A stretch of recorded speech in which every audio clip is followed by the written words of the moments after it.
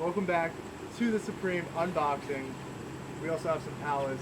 Let's get right into the unboxing.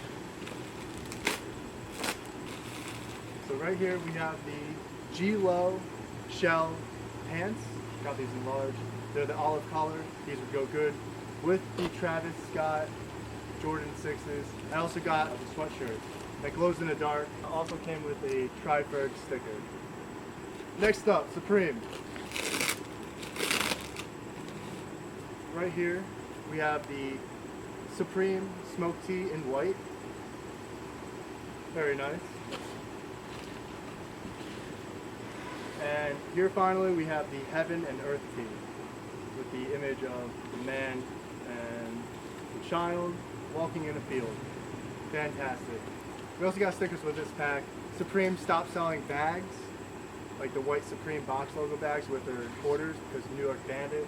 It also came with a free gift, a paratrooper. It says Supreme in the middle of the parachute, so that's pretty cool. And here are the stickers. Here's the banner Supreme that somebody stole. They made a sticker out of it. Here's the scratch off sticker.